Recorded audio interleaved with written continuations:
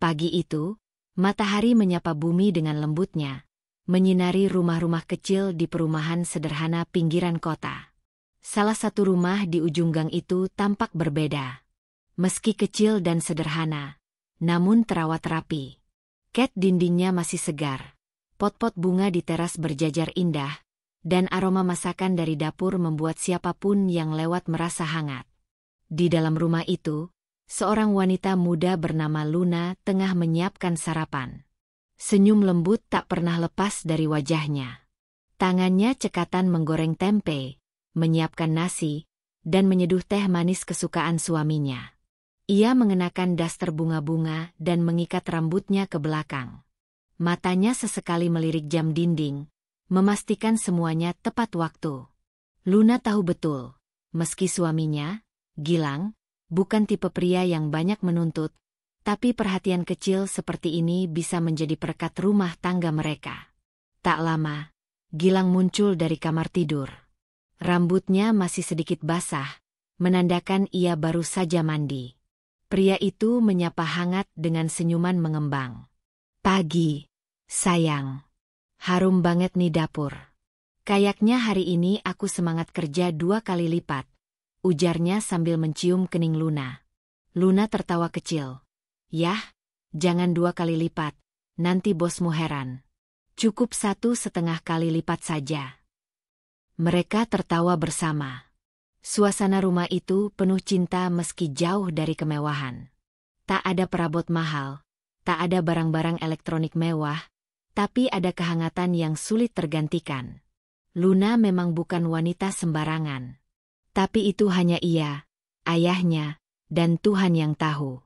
Di balik penampilannya yang sederhana, Luna adalah anak dari seorang konglomerat besar, pemilik berbagai perusahaan dan jaringan bisnis nasional.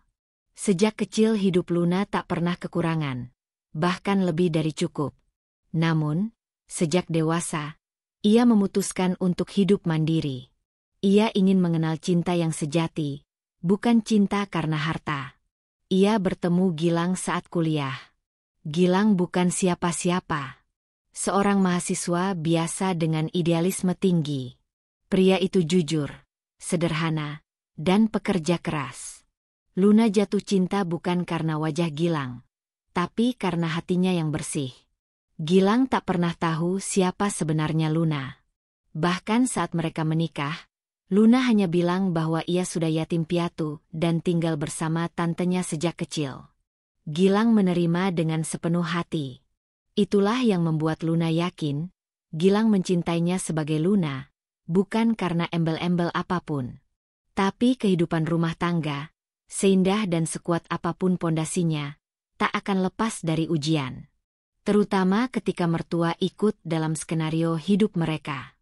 Hari itu, setelah Gilang berangkat kerja, Luna bersiap ke rumah mertuanya yang tak jauh dari tempat tinggal mereka. Bu Ratna, ibu dari Gilang, tinggal bersama anak sulungnya, Rian, dan menantunya, Dewi.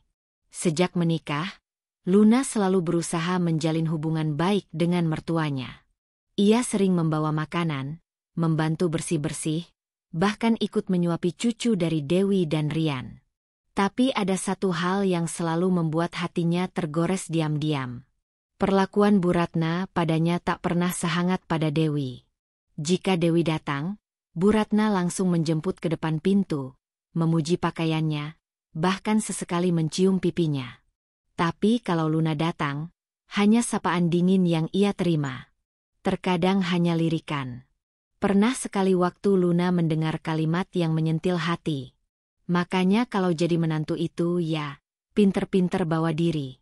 Jangan cuma modal cantik doang," ujar Bu Ratna sambil menatap televisi. Namun nada suaranya jelas ditujukan pada Luna. Luna hanya tersenyum. Ia mencoba menahan hatinya. Baginya, ini adalah bagian dari perjalanan menjadi istri. Ia tidak ingin mengeluh kepada Gilang. Ia tahu, Gilang sangat menghormati ibunya. Siang itu, Luna membawa bolu kukus buatannya sendiri. Harapannya sederhana, ia ingin Bu Ratna senang. Tapi lagi-lagi ekspresi mertuanya tak berubah. Bahkan setelah mencicipi, Bu Ratna hanya berkata, "Lain kali beli aja di toko yang biasa Dewi beli. Lebih enak dan empuk. Ini agak kering." Dewi yang duduk di samping hanya tersenyum sinis. "Iya Bu, Luna kan suka bikin sendiri. Tapi gak apa-apa, niatnya udah bagus kok." "Ya, Luna," katanya sambil menepuk bahu Luna pelan, seolah menenangkan, tapi jelas terdengar merendahkan. Luna tersenyum lagi. Ia mengambil piring kosongnya dan pamit pulang lebih awal. Hatinya tidak marah, hanya sedikit lelah. Tapi ia yakin, ketulusan tak akan sia-sia. Saat malam tiba, Luna menyambut Gilang yang pulang dari kerja. Ia menyembunyikan raut sedihnya, memasakkan lauk kesukaan Gilang, dan mendengarkan keluh kesah suaminya soal pekerjaan. Gilang memang pria baik, tapi entah kenapa, akhir-akhir ini dia mulai banyak diam jika Luna bercerita tentang ibunya. Bahkan pernah satu kali Luna menyinggung tentang Dewi yang suka memamerkan gelang emas ke semua orang. Gilang malah membela iparnya. "Ya wajarlah, Dewi kan sering bantu ibu. Dia punya usaha online juga. Jadi kalau beli perhiasan itu hak dia. Jangan jadi perempuan yang suka menilai orang dari permukaannya," ujar Gilang. Luna diam.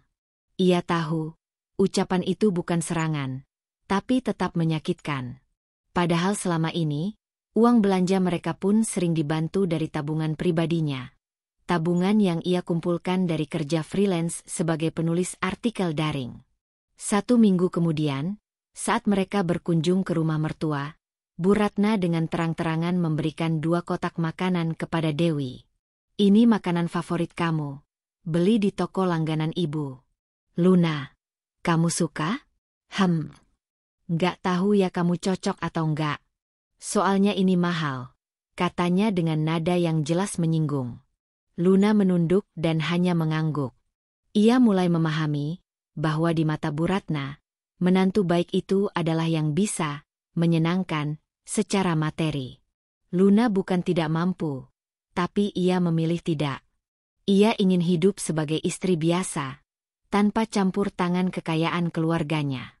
Tapi kesabaran pun ada batasnya.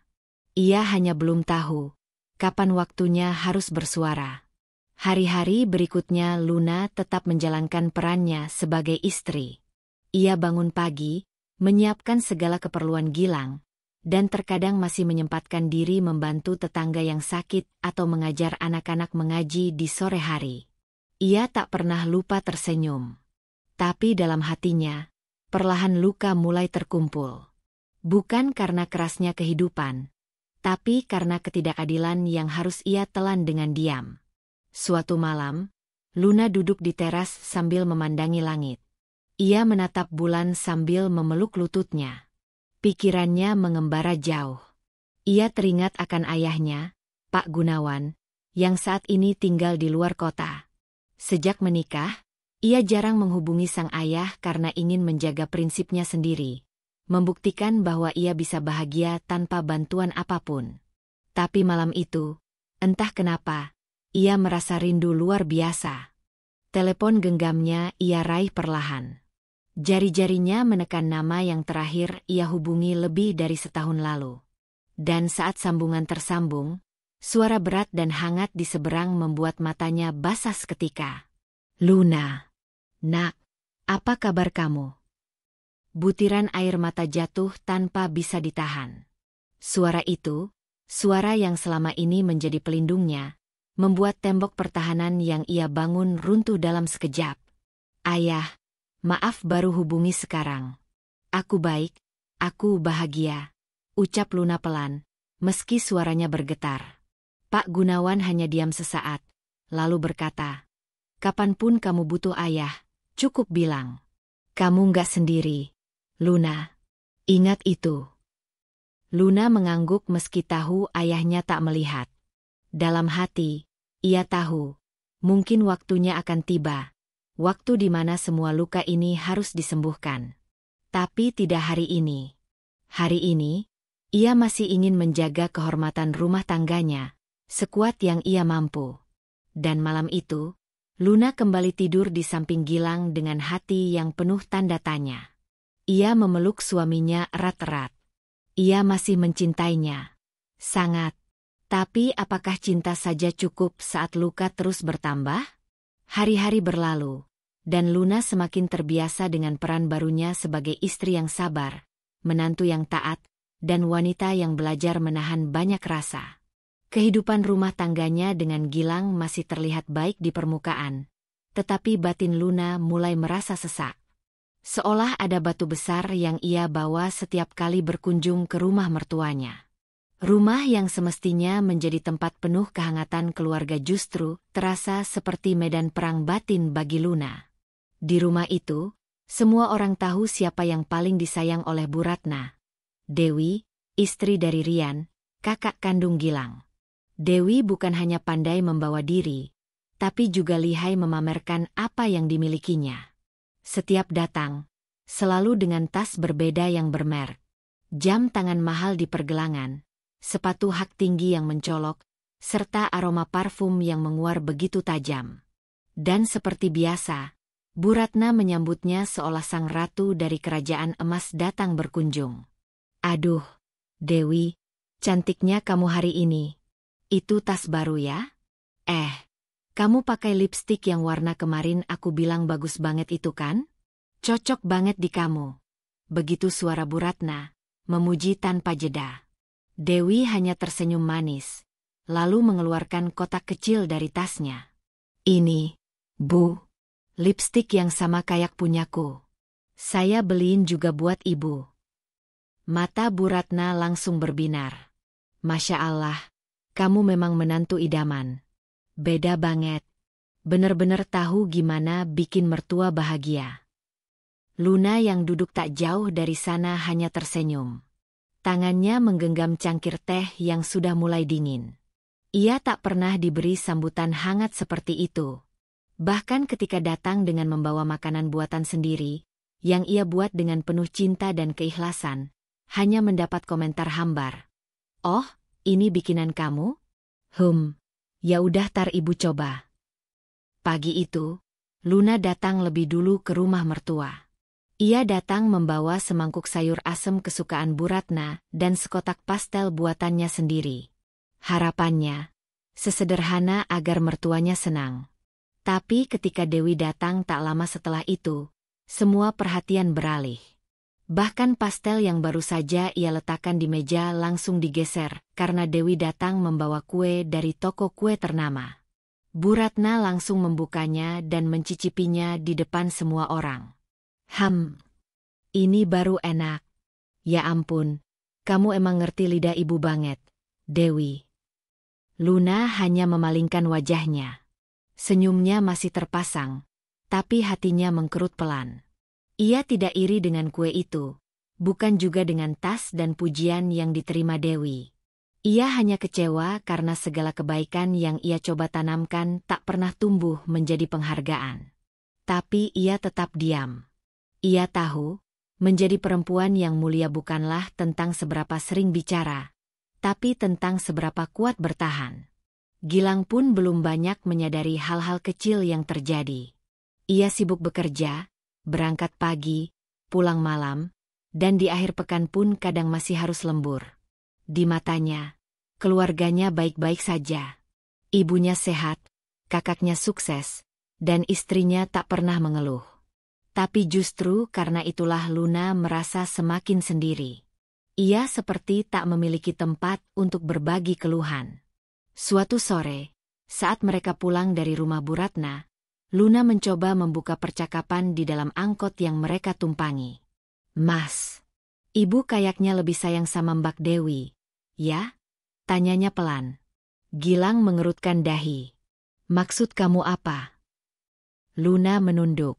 Enggak, cuma ibu kelihatan lebih hangat ke dia. Mungkin karena dia sering kasih ini itu ke ibu. Gilang menghela napas. Sayang, jangan mikir yang aneh-aneh. Ibu tuh udah tua. Mungkin gaya ngomongnya aja yang kamu rasain beda. Dan Dewi memang dekat dari dulu sama ibu. Karena dulu mereka sempat tinggal bareng sebelum nikah. Kamu jangan terlalu peka sama hal kecil. Nanti kamu capek sendiri. Luna diam. Bukannya merasa didukung, ia malah merasa dikecilkan. Tapi ia tak ingin berdebat. Dalam hatinya, ia mulai mencatat semua hal kecil itu, satu persatu. Ia menuliskannya dalam ingatan yang tajam. Tatapan sinis Dewi, komentar miring Bu Ratna, dan pembelaan suaminya yang selalu membuatnya seperti berlebihan. Hari demi hari, sikap Bu Ratna makin menunjukkan siapa yang benar-benar ia sayangi. Ketika keluarga besar berkumpul saat ulang tahun Bu Ratna, semua orang duduk di meja makan besar. Dewi datang dengan membawa hadiah besar yang dibungkus rapi, dan dengan senyum bangga ia berkata, "Ini, Bu, hadiah spesial dari saya dan Rian. Semoga suka ya." Bu Ratna membuka dengan semangat dan menemukan sepasang gelang emas di dalamnya. Sontak semua mata terbelalak. "Ya Allah, Dewi, ini mahal banget kan? Masya Allah, kamu emang luar biasa," ucap Bu Ratna sambil memeluk Dewi. Luna yang datang dengan membawa selendang rajut hasil buatannya sendiri, hanya duduk terdiam. Hadiah dari Luna bahkan tak sempat dibuka. Hanya ditaruh di pojok meja, bahkan tanpa ucapan terima kasih yang layak. Ia tersenyum kecil, menyembunyikan getir di balik kerudungnya. Tapi bukan berarti Luna tidak memperhatikan segalanya. Ia memperhatikan, mencatat, dan mulai menyimpan luka-luka kecil itu seperti menyusun mozaik dalam hatinya. Ia bukan tipe perempuan yang meledak dalam kemarahan, tapi diamnya bukan berarti lemah. Ia hanya menunggu waktu yang tepat. Di saat-saat tertentu, ketika Gilang mulai jarang bertanya bagaimana perasaannya dan lebih sibuk dengan gawai atau laporan kerja, Luna sering duduk sendiri di teras. Menyiram bunga, memandangi langit, dan membayangkan betapa sederhananya kebahagiaan yang ia impikan. Ia tidak pernah meminta gelang emas atau tas bermerek. Ia hanya ingin dihargai. Namun malam itu, saat Gilang tiba-tiba berkata dengan nada agak tinggi hanya karena Luna lupa menyetrika kemejanya, Luna mulai merasa goyah. "Besok aku ada presentasi penting. Tapi kamu malah lupa setrika kemejaku. Aku pulang capek, masa hal kayak gini aja harus aku ingetin?" Luna menunduk. "Maaf, Mas. Aku tadi ngurusin tetangga yang anaknya sakit, jadi kelupaan." Gilang tidak menjawab. Ia hanya masuk ke kamar dan membanting pintu. Luna terdiam lama. Dadanya sesak, tapi tak satu pun air mata jatuh. Ia tahu, ini bukan tentang kemeja. Ini tentang luka-luka kecil yang makin lama makin terasa dalam. Dalam diamnya malam, Luna duduk di depan meja kecil di pojok kamar. Ia membuka buku catatannya. Bukan untuk menulis puisi, tapi untuk mencatat semua kejadian yang ia alami. Hal-hal yang ia simpan karena tak bisa ia ucapkan. Hari ini Bu Ratna memuji Dewi lagi. Padahal aku sudah masak semur kesukaannya. Gilang mulai lebih sering membela keluarganya. Tapi aku tahu, semua ini akan berlalu. Aku hanya harus kuat sedikit lagi. Tangannya menulis perlahan. Di ujung catatan itu, ia menambahkan, "Tuhan, jika memang ini jalanku, beri aku hati yang lebih luas. Tapi jika ini hanya cara MU menguji kekuatanku, tolong jangan biarkan aku patah." Luna menutup bukunya dan merapikan sprei. Ia tahu, masih ada hari esok yang harus ia jalani. Ia belum tahu bahwa hari esok itu akan membawa luka baru lagi. Tapi untuk malam ini, ia memeluk dirinya sendiri dan tidur dengan harapan bahwa semua ini belum sia-sia. Pagi yang cerah tak lagi memberi kehangatan seperti dulu. Rumah kecil Luna yang dulu dipenuhi tawa kini mulai terasa sepi. Bukan karena tidak ada suara, tapi karena hatinya mulai kosong. Diam-diam, banyak hal telah berubah dalam hidupnya. Terutama Gilang, pria yang dulu ia pilih karena kebaikan hatinya. Pria yang dulu begitu peduli, kini mulai menjauh. Meski mereka masih tinggal di atap yang sama dan tidur di ranjang yang sama. Hari itu, Luna duduk di ruang tamu rumah mertuanya sambil mendengarkan obrolan Bu Ratna dengan Dewi yang tampak sangat akrab. Sesekali Bu Ratna tertawa keras, memuji Dewi yang katanya, beruntung banget jadi istri anak pertama yang sukses. Tanpa sengaja, Luna mendengar Bu Ratna berkata, kalau nggak ada Dewi, rumah ini mungkin udah ambruk. Alhamdulillah, punya menantu yang nggak pelit. Apa-apa selalu bantu. Ucapan itu membuat hati Luna tercekat. Ia menunduk, tak ingin tangisnya terlihat. Padahal selama ini, diam-diam Luna membantu keuangan rumah mertuanya.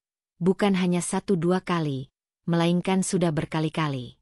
Namun ia tak pernah menyebutkan bahwa itu berasal dari dirinya. Ia memberikannya lewat Gilang, karena tidak ingin terlihat memamerkan atau dianggap sedang menyogok untuk mendapatkan kasih sayang mertua.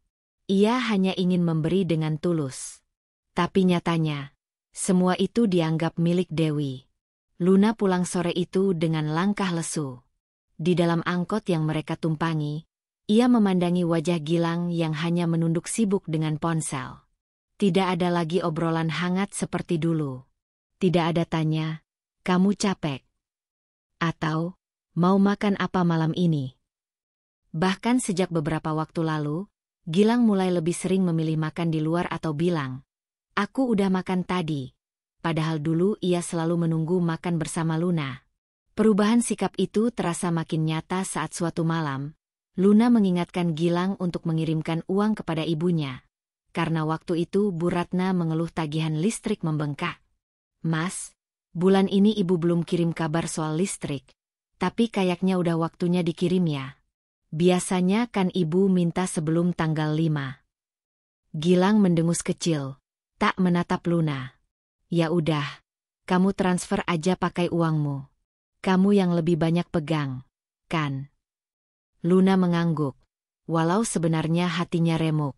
Bukankah seharusnya urusan orang tua menjadi tanggung jawab anaknya? Tapi ia tidak ingin memperkeruh suasana. Lagi-lagi, ia mengalah. Ia membuka rekeningnya, mengirimkan 2 juta rupiah ke rekening atas nama Gilang, agar seperti biasa, dikirim ke Bu Ratna melalui Gilang sendiri. Tapi yang membuat luka itu membekas bukanlah soal uangnya. Beberapa hari kemudian, Luna mendengar sendiri ketika Bu Ratna menyebut pada tetangga bahwa Dewi lah yang kembali menyelamatkan mereka. Untung Dewi baik, dia ngerti tanggung jawab. Kalau bukan dia, listrik rumah ini mungkin udah diputus PLN. Luna merasa seluruh tenaganya dihisap. Bukan tentang pengakuan. Bukan juga tentang ingin dipuji. Tapi betapa menyakitkannya ketika seseorang memandangmu sebagai beban. Padahal kamu diam-diam telah menopangnya dari belakang. Gilang pun mulai berubah. Ia lebih sering bermain ponsel saat di rumah. Kadang tertawa kecil saat membaca pesan. Luna yang duduk di sampingnya pura-pura tidak peduli. Padahal matanya tak lepas dari layar itu. Satu malam, Gilang tertidur dengan ponsel masih di tangannya. Luna pelan-pelan mengambil ponsel itu untuk mematikannya. Tapi matanya tanpa sengaja melihat satu pesan masuk yang membuat jantungnya berdegup kencang. Mimpi aku semalam ada kamu. Kapan bisa ketemu lagi? Luna menahan napas. Ia tidak tahu siapa pengirimnya. Karena nama kontak itu hanya inisial. Tapi dari pesan-pesan sebelumnya, jelas hubungan mereka tak sekadar teman kerja. Esoknya, Luna tidak bertanya. Ia hanya menyimpan semuanya dalam hati. Ia tidak ingin menjadi istri yang menuduh tanpa bukti. Tapi sejak itu, ia mulai memperhatikan sikap Gilang. Pria itu makin sering membanding-bandingkan dirinya dengan perempuan lain. Mulai dari rekan kerjanya, hingga Dewi. Pernah suatu sore, Gilang pulang dan memuji masakan yang ia cicipi saat acara kantor. Tadi ada ibu-ibu bawa rendang. Enak banget. Gak kayak yang kamu masak, yang terlalu manis. Luna hanya mengangguk, meski hatinya perih. Ia tahu lidah Gilang, tahu bahwa ia menyukai masakan dengan sedikit rasa manis. Ia hanya diam karena tahu membalas hanya akan memperpanjang luka. Suatu malam, mereka menghadiri acara keluarga besar. Luna mengenakan kebaya sederhana yang ia jahit sendiri. Ia ingin tampil rapi, tapi tidak berlebihan. Di tengah acara, Gilang beberapa kali memandang wanita lain. Bahkan saat ada sepupu mereka lewat dengan gaun mencolok, Gilang berbisik, "Itu baru anggun. Gak terlalu polos kayak kamu." Kalimat itu menampar. Tapi Luna tak berkata sepatah kata pun. Ia hanya menarik napas dalam dan berpura-pura tak mendengar. Di malam itu, Luna merasa seperti debu di antara keramaian. Ia berdiri di sisi suaminya, tapi merasa tak dianggap. Beberapa minggu kemudian, Luna memberanikan diri bicara. Saat mereka makan malam bersama, momen yang kini jarang terjadi, Luna meletakkan sendok dan berkata dengan suara pelan, "Mas, aku mau nanya. Aku ini istri kamu, kan?" Gilang mengangkat alisnya. "Apa maksudnya?" "Aku cuma ingin tahu, masih pantaskah aku berada di sisimu? Aku merasa Mas makin hari makin menjauh. Aku tahu aku bukan istri sempurna, tapi aku selalu berusaha." Gilang meletakkan sendoknya dengan kesal. "Kamu mulai drama, ya? Jangan baperan, deh. Aku capek. Kamu malah bahas hal kayak gini. Aku nggak berubah, kamu aja yang terlalu sensitif." Luna menunduk. Lagi-lagi, suaranya dikalahkan oleh ego. Ia tak tahu bagaimana caranya menjelaskan luka yang tak terlihat. Ia ingin berteriak, ingin menangis, tapi ia tahu, rumah ini tidak punya ruang untuk itu. Dan yang lebih menyakitkan lagi, beberapa hari setelah itu, Luna menemukan chat Dewi dengan Gilang di laptop yang tak sengaja tertinggal terbuka. Obrolan yang awalnya terlihat biasa, ternyata mulai melebar ke hal-hal pribadi.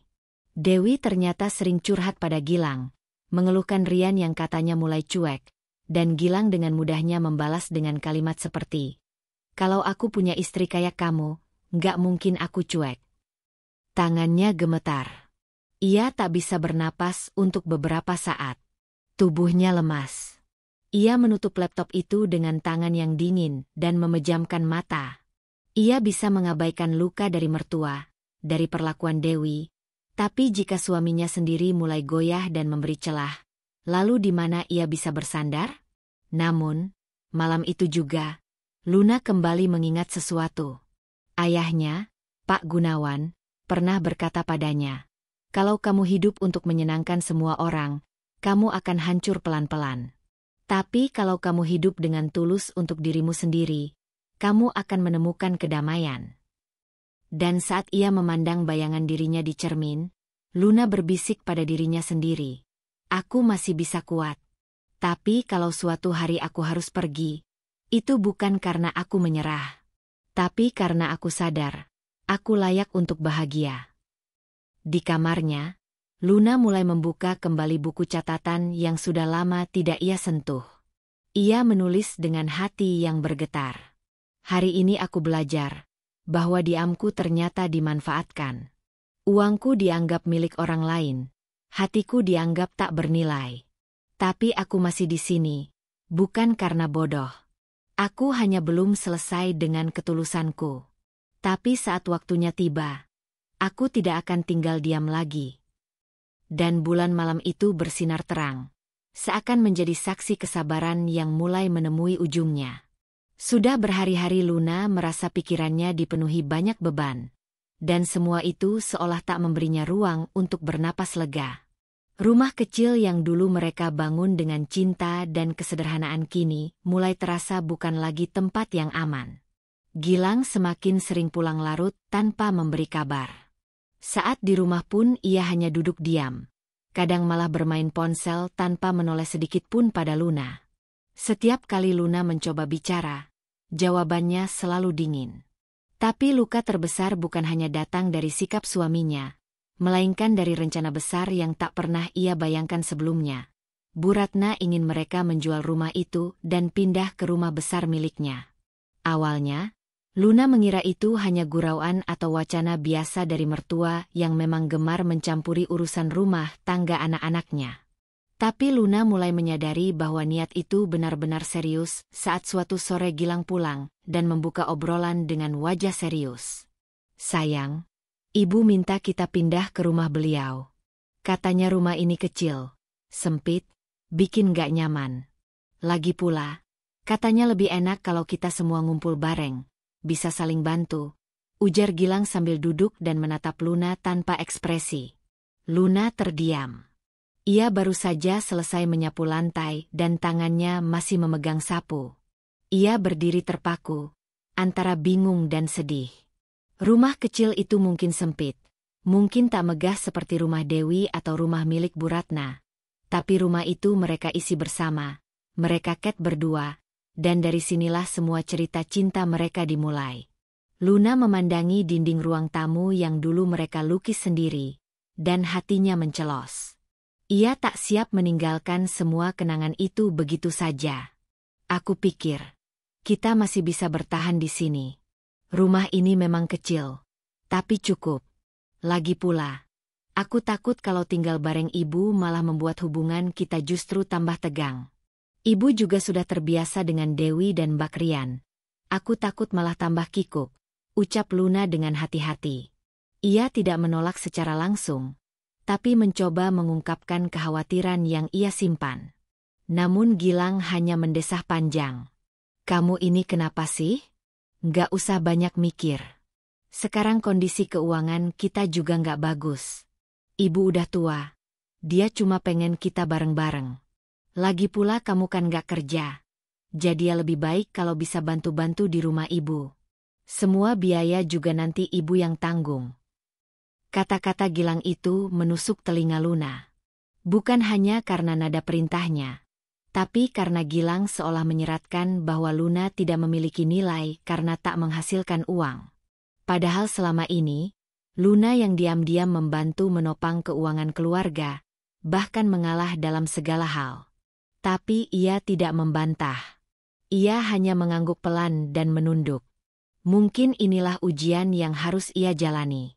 Jika dengan pindah itu bisa mempertahankan pernikahan mereka, maka ia akan melakukannya.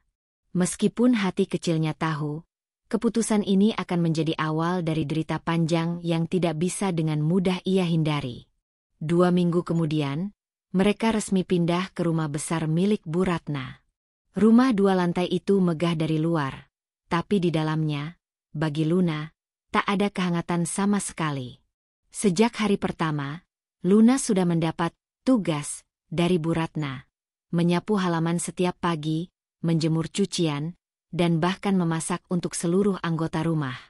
Dewi dan Mbak Rian hanya duduk manis di ruang keluarga sambil memainkan ponsel atau mengobrol, sementara Luna sibuk dari pagi hingga sore. Tak ada satupun yang menawarkan bantuan.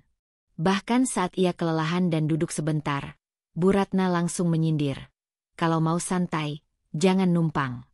Namanya juga tinggal di rumah orang. Ya bantu-bantu. Jangan cuma tahu duduk cantik." Luna diam. Ia tidak membantah, tidak juga menangis. Ia tahu, di rumah ini, suaranya tak akan pernah berarti. Gilang pun berubah menjadi lebih acuh. Ia tahu apa yang terjadi, tapi ia tak pernah membela Luna. Pernah satu kali Luna mengadu bahwa ia merasa kewalahan mengurus pekerjaan rumah yang terlalu banyak. Gilang hanya menjawab datar, "Ya kamu harus ngerti posisi kamu. Kita numpang. Ibu udah baik mau terima kita. Masa ia bantu-bantu aja keberatan?" Luna hampir tak percaya dengan ucapannya. Opang? Rumah yang ia tempati sekarang memang milik Bu Ratna. Tapi statusnya sebagai menantu seharusnya bukan berarti menjadi pembantu. Apalagi ketika Dewi yang tinggal di lantai 2 nyaris tak pernah menyentuh pekerjaan rumah. Tapi sekali lagi, Luna memilih diam. Ia menunduk dalam-dalam, menelan semua luka dan menyimpannya seperti biasa, sendiri. Hari demi hari berlalu. Di rumah itu, Luna sudah seperti asisten rumah tangga. Ia bangun paling pagi, tidur paling malam. Masakan yang ia siapkan sering dikomentari. Bahkan ketika ia memasak sayur bening kesukaan Bu Ratna, sang mertua tetap saja berkata, sayurnya kayak kurang cinta. Beda banget kalau Dewi yang masak, berasa banget bumbunya. Padahal Luna tahu, Dewi bahkan tak pernah masuk dapur. Tapi ia tidak membalas. Ia hanya menarik napas panjang dan kembali ke dapur untuk mencuci piring. Kadang ia menangis diam-diam saat mencuci beras, membiarkan air mata bercampur dengan air keran yang mengalir deras. Tak ada yang tahu, dan ia memang tidak ingin ada yang tahu. Pernah suatu hari, Luna terlambat menjemput cucu Bu Ratna di TK karena sedang mencuci pakaian dan terjatuh di kamar mandi. Ia terluka di pergelangan tangan, tapi tetap memaksakan diri keluar rumah. Saat kembali, Bu Ratna langsung mengomel panjang lebar di hadapan semua orang. "Kamu tuh gimana sih? Masa jemput anak kecil aja bisa telat? Kalau nggak sanggup jadi bagian keluarga ini, mending kamu keluar." Luna hanya berdiri sambil menahan air mata. Di sisi lain, Gilang hanya duduk diam. Ia tidak membela, tidak juga menenangkan. Malam harinya, saat mereka di kamar, Luna bertanya dengan nada pelan. "Mas, apa aku ini cuma beban buat kamu?" Gilang menatap sekilas. "Jangan lebay, Luna. Kamu tuh harusnya belajar dari Dewi. Dia tahu gimana cara bikin ibu senang. Bukan cuma diam dan ngeluh." Luna hanya menatap langit-langit kamar. Ia tidak menjawab. Tapi malam itu, untuk pertama kalinya dalam hidupnya, ia benar-benar merasa sendiri. Esoknya, ia kembali menjalani rutinitas yang sama. Ia menyapu halaman, mengangkat jemuran, menyuapi keponakan yang rewel, dan memasak untuk 6 orang sekaligus. Satu persatu tenaganya terkuras. Tapi kesabarannya belum habis. Ia masih meyakini bahwa semua ini akan berakhir baik. Bahwa mungkin, suatu hari nanti, pengorbanannya akan dihargai. Bahwa mungkin Gilang akan sadar. Namun seiring waktu, Luna mulai kehilangan keyakinan itu. Apalagi saat mendengar Gilang berbicara dengan adik iparnya di ruang tamu. Suaranya terdengar samar dari dapur, tapi cukup jelas untuk membuat hati Luna terguncang. "Kadang gue pikir, gue salah pilih. Dewi itu tipe istri ideal. Gaya oke, perhatian, bisa deket sama keluarga. Beda sama Luna. Kaku, terlalu diam, susah ngikutin ritme keluarga gue." Suara tawa kecil terdengar setelah itu. Luna menahan isaknya. Ia tahu hatinya tidak sekuat dulu. Tapi malam itu juga, Luna menulis lagi di buku kecil yang selalu ia sembunyikan di bawah tempat tidur. "Hari ini aku dihadapkan lagi pada kenyataan, bahwa ternyata rumah bukan sekadar atap. Dan pasangan bukan sekadar orang yang tidur di ranjang yang sama. Aku tidak tahu sampai kapan aku bisa bertahan. Tapi aku tahu, aku tidak pantas diperlakukan seperti ini. Aku bukan boneka yang bisa disuruh ini itu. Aku bukan pelayan yang wajib disalahkan. Dan aku bukan perempuan yang layak dibandingkan begitu keji." Dan untuk pertama kalinya sejak lama, Luna menyeka air matanya dengan geram. Ia mulai bertanya pada dirinya sendiri. Apakah aku harus tetap tinggal demi pernikahan yang hanya tinggal nama? Apakah ini yang dinamakan cinta? Atau hanya sisa-sisa rasa yang dipaksakan bertahan karena kata istri? Pagi itu langit tampak mendung. Awan kelabu menggantung berat seolah tahu bahwa sebuah badai akan segera datang. Bukan di langit, tapi di dalam rumah besar milik Bu Ratna yang selama ini menjadi penjara diam bagi Luna. Hari itu awalnya tampak seperti hari biasa. Luna bangun paling pagi. Seperti biasa menyapu halaman, memasak untuk semua penghuni rumah, dan menyiapkan sarapan. Tak ada firasat apapun. Tak ada mimpi buruk semalam. Hanya tubuh yang terasa sedikit lebih lelah dari biasanya. Tapi siapa sangka, pagi yang tenang itu akan berubah menjadi luka yang tak pernah ia bayangkan sebelumnya. Sekitar pukul 9 pagi, Dewi turun dari lantai atas dengan langkah terburu-buru. Wajahnya panik. Matanya menyapu seluruh ruangan seperti mencari sesuatu. Tangannya membuka laci-laci dan tas-tas di meja ruang tamu. Bu Ratna yang sedang duduk di sofa ikut bertanya, "Kenapa, Dewi?" Dewi menjawab dengan suara panik, "Gelang emasku, Bu, yang Mas Rian kasih waktu ulang tahun kemarin, hilang. Tadi malam masih aku pakai, tadi pagi udah nggak ada." Seketika suasana rumah berubah. Bu Ratna berdiri dari duduknya dengan wajah penuh amarah. "Hila Aang? Kamu taruh di mana terakhir?" "Di kamar, Bu. Tapi tadi pagi pas mau mandi, udah nggak ada. Aku udah cari di semua tempat, nggak ketemu." Tak sampai 5 menit kemudian, tuduhan itu meluncur dengan mudah, langsung mengarah pada satu nama, Luna. Ya, Luna yang setiap hari membersihkan lantai atas, Luna yang selalu mengantar cucian Dewi, Luna yang setiap pagi menyapu kamar. "Jangan-jangan Luna yang ambil," cetus Bu Ratna lantang, tanpa menunggu siapapun berbicara. Dewi langsung menimpali, "Aku sih nggak mau nuduh, Bu. Tapi ya, selain aku dan Rian, nggak ada orang lain yang masuk ke kamar itu. Mbak Luna kan tiap pagi nyapu ke atas." Suasana rumah tiba-tiba gaduh. Bu Ratna langsung memanggil semua orang. Gilang yang baru saja pulang sebentar dari luar karena ada urusan mendadak, langsung naik ke lantai 2. Ia bahkan belum sempat melepaskan sepatu saat ibunya langsung berteriak, "Gilang, istrimu itu loh. Gelang Dewi hilang. Jangan-jangan dia yang ambil." Luna yang saat itu baru keluar dari dapur sambil membawa air minum untuk anak kecil yang sedang main di ruang tengah, langsung membeku. Suara itu jelas ditujukan untuknya.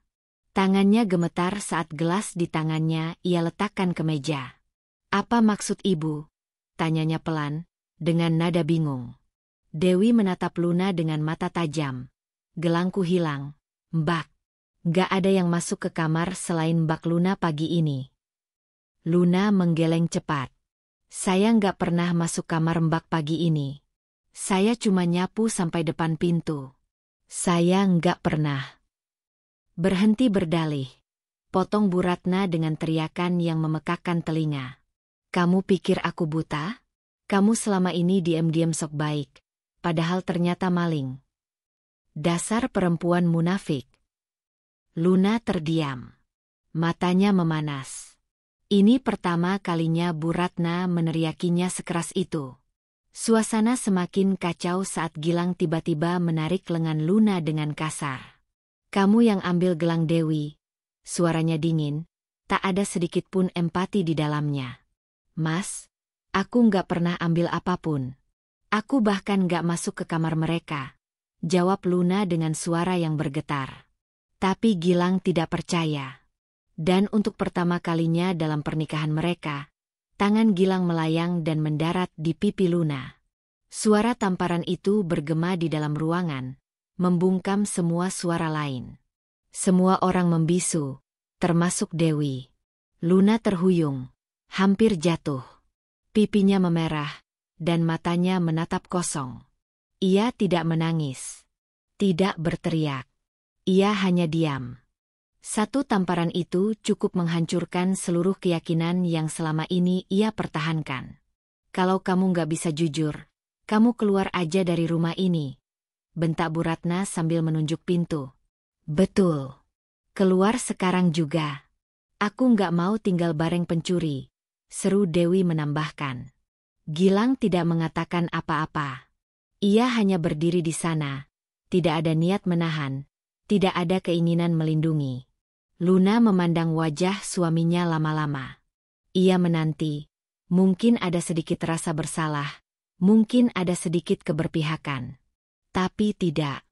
Gilang hanya berdiri kaku, seolah semua tuduhan itu benar. Dan saat itu juga, Luna tahu, ia tak punya siapa-siapa lagi di rumah itu. Dengan kepala terangkat, Luna melangkah masuk ke kamar, mengambil tas kecil miliknya. Ia hanya membawa dompet, ponsel, dan buku kecil yang selama ini ia gunakan untuk menulis perasaan-perasaannya. Ia tidak membawa baju, Tidak juga cincin pernikahan yang sejak pagi tadi memang sudah ia tanggalkan dari jari manisnya. Sebelum keluar rumah, Luna menatap Bu Ratna, Dewi, dan terakhir, Gilang. Terima kasih atas semua pelajaran yang sudah kalian berikan. Aku pergi, bukan karena aku lemah, tapi karena aku tahu harga diriku tak layak diinjak seperti ini, ucapnya pelan tapi tegas. Ia membalikkan badan, berjalan keluar dari rumah besar itu. Langkahnya tenang, meskipun jantungnya berdegup kencang dan hatinya robek. Begitu melewati pagar, Luna tak menoleh ke belakang. Ia hanya menghela napas panjang dan tersenyum pahit. Bukan karena ia bahagia, tapi karena ia tahu waktunya hampir tiba. Waktu di mana semua kebenaran akan terungkap, dan mereka yang menuduhnya akan membayar mahal atas fitnah mereka.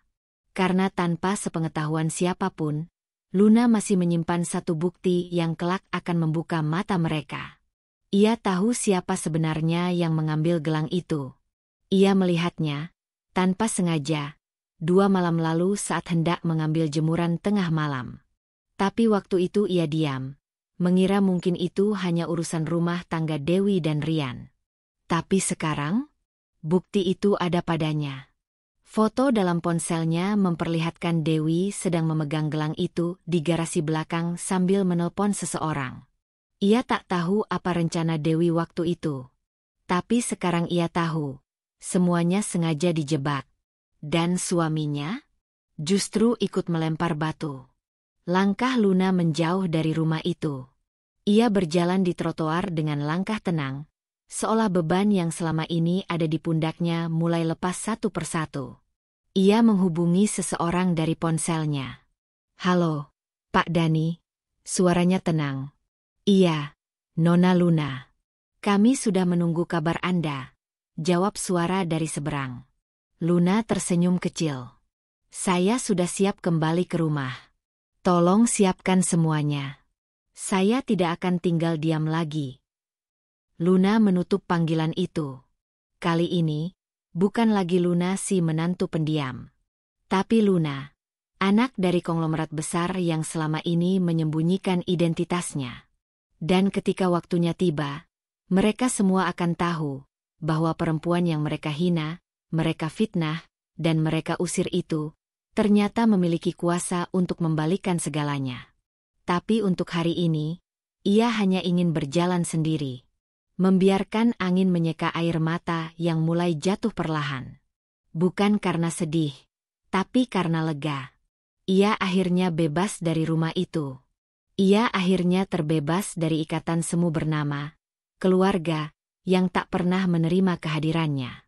Dan di jalan yang lengang itu, Luna berjanji pada dirinya sendiri. "Aku akan kembali. Tapi bukan sebagai istri yang memohon pengakuan. Aku akan kembali sebagai diriku yang sesungguhnya." Dan saat itu tiba, mereka akan tahu siapa yang sebenarnya kehilangan. Senja menggantung malu di langit Jakarta saat mobil hitam berplat khusus berhenti perlahan di depan gerbang tinggi berukir emas di kawasan elit yang hanya dihuni oleh kalangan atas. Rumah megah bergaya klasik Eropa dengan tiang-tiang kokoh menjulang, air mancur besar di halaman depan, dan taman yang terawat rapi menyambut kepulangan Luna, sosok yang beberapa hari lalu diusir dari rumah mertua dengan tuduhan keji. Tak ada yang tahu siapa dia sebenarnya. Mereka hanya mengenalnya sebagai Luna, wanita sederhana, menantu tak dianggap, istri yang selalu mengalah. Tapi di balik semua itu, ia adalah putri tunggal dari Pak Gunawan Santosa, seorang konglomerat ternama pemilik jaringan bisnis properti, hotel, dan media nasional. Langkah Luna turun dari mobil terasa berat, bukan karena lelah, tapi karena ia sudah terlalu lama menyembunyikan jati dirinya. Ia terlalu lama memilih untuk hidup sederhana, meninggalkan kemewahan yang selama ini bisa ia nikmati dengan mudah, hanya demi membangun rumah tangga dari nol bersama pria yang ia cintai. Ia pernah percaya bahwa cinta sejati tak membutuhkan harta. Ia ingin menjadi istri yang berjuang bersama dari bawah. Tapi semua keyakinan itu kini hancur tak bersisa. Begitu Luna melangkahkan kaki ke dalam rumah megah itu, para staf menyambut dengan penuh hormat. Salah satu asisten rumah tangga berlari masuk memberitahu bahwa putri Pak Gunawan telah tiba. Beberapa detik kemudian, seorang pria parubaya keluar dari ruang kerja. Sosok tinggi dengan jas mewah, rambut yang mulai memutih tapi raut wajah yang masih berwibawa. Dialah Pak Gunawan, ayah Luna, pria yang selama ini rela membiarkan putrinya menjalani hidup sederhana karena menghormati pilihan hidupnya. Luna. Suara Pak Gunawan berat namun penuh emosi. Matanya menatap putrinya yang kini tampak pucat, tubuhnya kurus, pipinya sedikit lebam tertampar, dan matanya sembab meski mencoba tersenyum. Luna langsung mendekat dan memeluk ayahnya. "Maaf, Pak. Luna pulang dengan keadaan begini." Luna gagal menjaga kehormatan sebagai istri. "Luna. SSSST. Cukup, Nak." Pak Gunawan memeluk Luna erat, seperti hendak membentengi anak satu-satunya dari seluruh luka dunia. "Papa yang minta maaf karena membiarkan kamu pergi jauh dari pelukan keluarga. Papa kira kamu akan bahagia dengan pilihanmu. Tapi ternyata..." Luna hanya menangis dalam pelukan ayahnya. Tangis yang selama ini ia tahan, akhirnya luruh. Ia menangis bukan karena lemah, tapi karena akhirnya ia berada di tempat yang benar. Tempat yang memang pantas untuknya. Tempat di mana ia dihargai sebagai manusia, bukan pembantu, bukan pelayan, dan bukan objek kemarahan mertua. Beberapa saat kemudian, Pak Gunawan membawa Luna masuk ke ruang kerja pribadinya. Di sana, ia duduk di hadapan Luna dan menatap anaknya dengan sorot tajam. "Kamu harus cerita semuanya dari awal. Detil. Papa ingin tahu perlakuan mereka terhadapmu." Luna mengangguk dan mulai menceritakan semuanya. Dari awal pernikahan, kehidupan di rumah kecil, sikap Bu Ratna, kecemburuan Dewi, fitnah, hingga tamparan yang mendarat di pipinya. Selama bercerita, Pak Gunawan mengepalkan tangan. Wajahnya mengeras. Napasnya berat menahan amarah yang mendidih. Ia adalah pria yang selalu tenang di depan media. Tapi ketika menyangkut anaknya, tak ada yang bisa menahan murkanya. "Papa bersumpah, mereka semua akan tahu siapa kamu sebenarnya," ucapnya dengan suara menahan amarah. "Mereka pikir kamu perempuan biasa yang bisa dihina, dicaci, dan dibuang begitu saja? Papa tidak akan diam." "Papa, jangan balas dendam berlebihan. Luna tidak ingin perang," ujar Luna pelan. Pak Gunawan menatap Luna dalam-dalam. "Ini bukan soal dendam, Luna. Ini soal harga diri. Mereka menampar bukan hanya kamu, tapi seluruh kehormatan keluarga kita. Dan Papa tak akan tinggal diam." Hari-hari berikutnya, Luna perlahan bangkit dari keterpurukan. Di rumah mewah itu, ia mulai kembali menjadi dirinya yang dulu. Dibantu oleh asistennya, Luna menjalani perawatan medis dan mental. Luka di pipinya menghilang, namun luka di hatinya hanya bisa sembuh seiring waktu. Namun, yang lebih penting, semangatnya mulai menyala. Ia tak lagi berjalan menunduk. Kini, ia berjalan tegak, mengenakan pakaian rapi dan elegan. Gaun panjang berpotongan sederhana namun mewah, heels hitam, tas branded, dan tatapan mata yang penuh keyakinan. Penampilannya berubah. Tapi bukan sekadar tampilan luar. Jiwanya kini jauh lebih kuat. Luna bukan lagi wanita yang mudah diam dan mengalah. Ia tahu siapa dirinya, dan ia tak akan lagi membiarkan siapapun merendahkannya. Suatu sore, Pak Gunawan memanggil Luna ke ruang makan. Di meja, sudah duduk beberapa direktur utama dari perusahaan milik Gunawan Group. Salah satunya adalah direktur media yang menangani stasiun televisi dan jaringan berita online. "Kita akan bantu kamu mengembalikan harga diri. Tapi dengan cara yang elegan," kata Pak Gunawan. Ia lalu mengangguk pada direktur media. "Pastikan berita tentang acara amal besok malam dipublikasikan. Jangan lupa, Luna hadir sebagai pembicara utama dan perwakilan pemilik yayasan. Luna terkejut. Acara amal. Pak Gunawan mengangguk. Yayasan yang dulu kamu bentuk waktu kuliah. Kita hidupkan lagi. Tapi sekarang, kamu akan berdiri di depan publik, di tempat yang sama di mana mereka biasanya melihat menantu yang mereka hina. Biarkan mereka tahu bahwa kamu bukan perempuan biasa. Luna terdiam. Ia tahu, ayahnya sedang mempersiapkan panggung pembalasan, bukan dengan caci maki, bukan dengan kemarahan, tapi dengan membuktikan bahwa wanita yang mereka usir berdiri jauh lebih tinggi dari yang mereka kira. Dan benar, malam acara itu pun tiba. Luna tampil memukau dalam balutan dress elegan berwarna biru gelap, rambut disanggul anggun, make-up yang tidak berlebihan tapi menampilkan aura anggun luar biasa. Acara amal itu dihadiri banyak tokoh penting, termasuk beberapa sosialita yang mengenal Dewi, bahkan kerabat jauh Bu Ratna yang selama ini selalu memuji-muji Dewi sebagai menantu idaman. Saat nama Luna disebut sebagai pembicara, semua mata memandang ke panggung. Beberapa orang berbisik tak percaya, bahkan ada yang saling bertanya, "Itu bukan Luna, menantunya Bu Ratna? Kok bisa ada di acara ini?" Dan saat Luna mulai berbicara, semua telinga terpaku. "Terima kasih atas kehormatan yang diberikan kepada saya.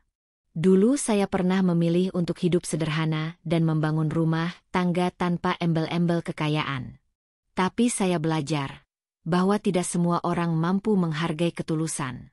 Hari ini, saya berdiri bukan untuk balas dendam, tapi untuk membuktikan bahwa perempuan yang diremehkan bisa bangkit dan berdiri lebih tinggi dari orang yang pernah menjatuhkannya." Suara tepuk tangan menggema di seluruh ruangan. Kamera-kamera merekam setiap detik.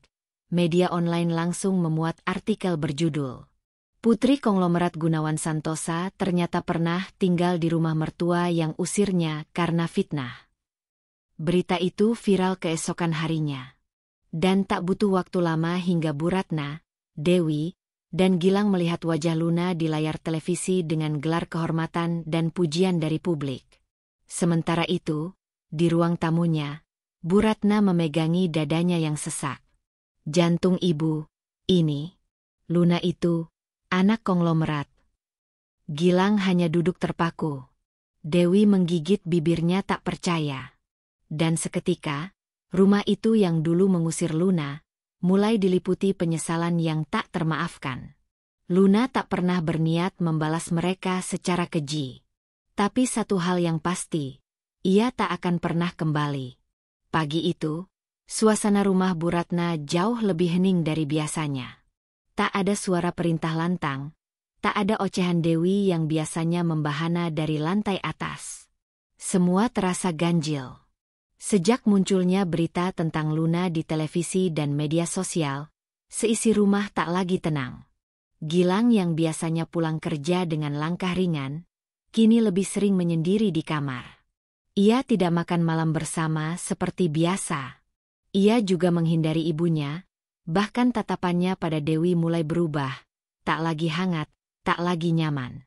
Namun yang lebih membuat jantung Gilang seolah berhenti berdegup, adalah saat pagi itu seorang kurir berpakaian rapi datang membawa sebuah amplop coklat dengan cap kantor hukum ternama di Jakarta. Ia menerimanya dengan dahi mengernyit, tak pernah menyangka bahwa hari itu adalah awal dari sesuatu yang benar-benar mengguncang dunianya. Isinya? Surat panggilan mediasi perceraian. Atas nama penggugat, Luna Santosa. Dikirim secara resmi oleh firma hukum ternama. Ditandatangani pengacara pribadi.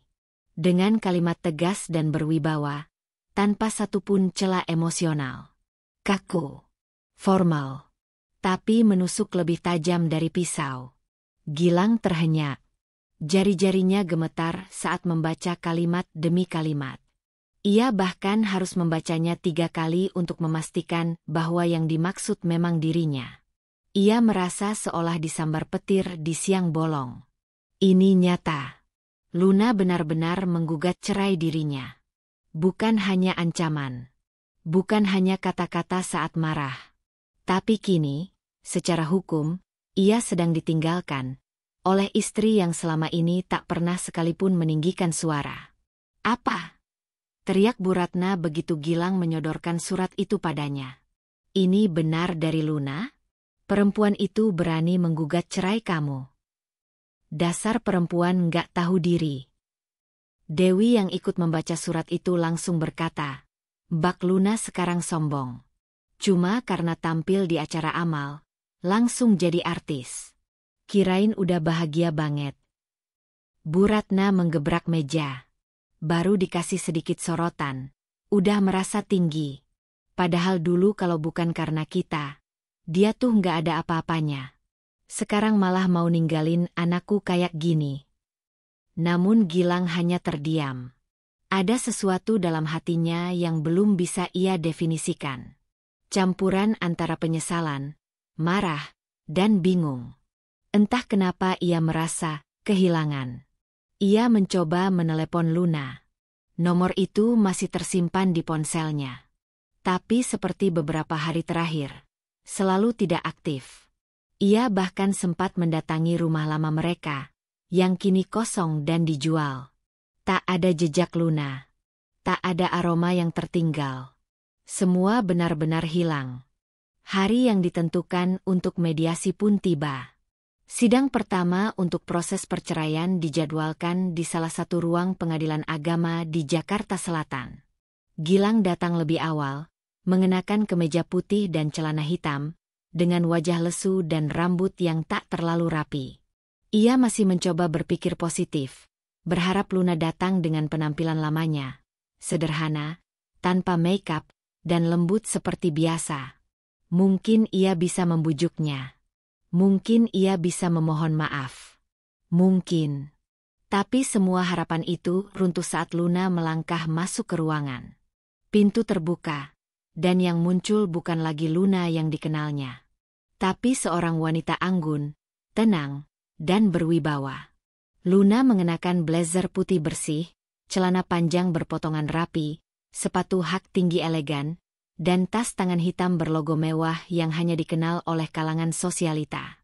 Rambutnya diikat rendah dengan gaya profesional, dan wajahnya dirias lembut namun menampilkan karisma yang mengintimidasi. Di belakangnya berjalan seorang pria berjas hitam, pengacaranya, serta seorang wanita muda yang tampak membawa tablet dan map, asisten pribadinya. Langkah Luna tenang. Tatapannya lurus ke depan. Tanpa ragu, ia duduk di kursi yang telah disediakan. Ia tak menoleh ke arah Gilang. Tak juga ke arah Bu Ratna yang datang sambil mengomel dan membentak sejak di depan ruang sidang. Baginya, hari ini bukanlah panggung emosional, tapi keputusan final. Gilang tak bisa berkata-kata. Ia nyaris tak mengenali sosok di depannya. Luna tampak seperti wanita kelas atas yang biasa ia lihat di televisi. Bukan istri yang dulu bangun pagi menyiapkan sarapan, menyapu lantai rumah ibunya, dan duduk diam saat dimarahi tanpa sebab. Dalam ruang mediasi, hakim mencoba memulai dengan suasana damai. Ibu Luna, apakah Anda benar-benar yakin ingin mengajukan perceraian? Luna mengangguk pelan namun mantap. Iya, Yang Mulia. Keputusan saya sudah bulat. Hakim lalu menoleh ke arah Gilang. Bapak Gilang, bagaimana tanggapan Anda? Gilang menunduk. Ia tak bisa langsung menjawab. Tapi akhirnya berkata pelan. Saya tidak menyangka ini semua akan sejauh ini. Tapi saya minta waktu. Saya ingin berbicara langsung dengan istri saya, secara pribadi. Namun pengacara Luna langsung angkat bicara. Mohon maaf, Yang Mulia. Klien kami tidak menginginkan percakapan pribadi tanpa kehadiran kuasa hukum. Kami ingin semua proses ini berjalan sesuai jalur hukum dan profesional. Hakim mengangguk dan mencatat. Sementara Gilang hanya bisa menggertakkan gigi. Ini bukan Luna yang dulu. Ini Luna yang sudah bangkit. Yang tidak bisa digoyahkan hanya dengan air mata atau bujuk rayu. Bu Ratna yang sejak tadi duduk tak tenang langsung memotong pembicaraan. Luna, Kamu keterlaluan. Ibu dulu yang membesarkan kamu. Kamu tinggal di rumah kita, makan dari uang kita. Dan sekarang kamu berani datang ke sini mau ninggalin anak ibu? Hanya karena kamu sekarang viral dan tampil di TV. Dasar nggak tahu diuntung. Semua mata dalam ruangan menoleh pada Bu Ratna. Namun Luna tak terpancing. Ia menatap langsung mata mertuanya itu dan menjawab dengan suara tenang. Saya tidak pernah minta tinggal di rumah ibu. Itu keputusan Gilang. Dan selama saya tinggal di sana, saya yang masak, mencuci, membersihkan, mengasuh, bahkan menyuplai keuangan lewat suami ibu. Tapi semua itu tak pernah dihargai. Saya dituduh mencuri, ditampar, dan diusir. Kalau saya memang perempuan tak tahu diri, saya sudah membalas semua itu sejak lama. Tapi saya diam. Dan sekarang, saya hanya ingin menyudahi semuanya secara terhormat. Bu Ratna ingin membalas, tapi tak mampu. Untuk pertama kalinya, ia benar-benar kehilangan kata. Mediasi hari itu tak menemui titik temu. Gilang menolak menandatangani surat perdamaian, tapi Luna tetap teguh. Ia keluar dari ruang sidang dengan kepala tegak. Gilang sempat mengejarnya, memanggil namanya dengan suara parau. Luna, tunggu. Aku mohon, kasih aku kesempatan. Aku salah. Aku terlalu ikut kata ibu. Aku masih cinta kamu. Luna berhenti. Ia menoleh. Dan dengan senyum tipis namun tajam, ia berkata, cinta? Kalau benar cinta, seharusnya kamu tidak ikut menamparku waktu itu. Kalau cinta, seharusnya kamu membela saat aku difitnah. Tapi kamu memilih diam. Dan sekarang, maaf, aku sudah tidak butuh pembelaan siapapun. Aku sudah bisa melindungi diriku sendiri. Ia lalu melangkah masuk ke dalam mobil hitamnya, meninggalkan Gilang berdiri di pelataran pengadilan dengan wajah yang semakin pucat. Hatinya seperti diremukan. Tapi ia belum tahu bahwa yang kini sedang ia kejar bukan lagi wanita sederhana yang dulu ia abaikan, tapi seorang pewaris tunggal kekayaan dan kehormatan yang tak ternilai. Dan saat semua identitas Luna terungkap nanti, penyesalan mereka akan datang terlambat.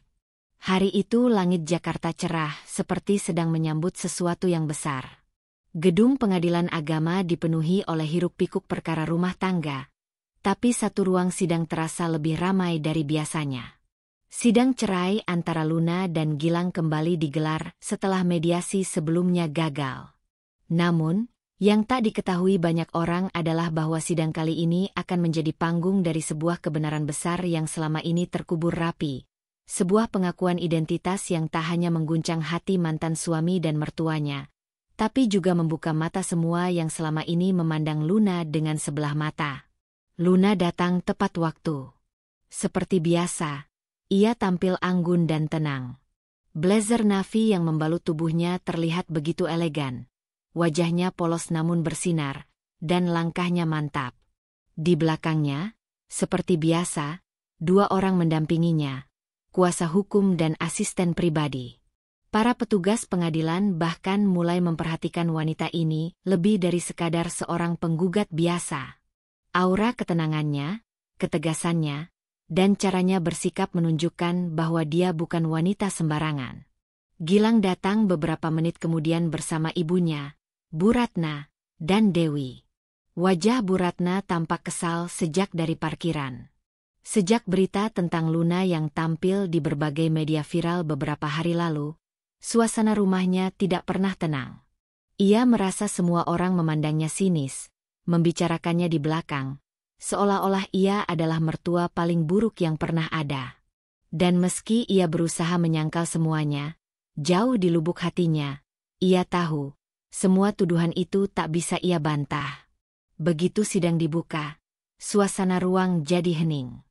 Hakim mempersilakan pihak Luna untuk menyampaikan pernyataan akhir sebelum putusan cerai dijatuhkan. Luna berdiri perlahan, lalu mengangguk pada pengacaranya.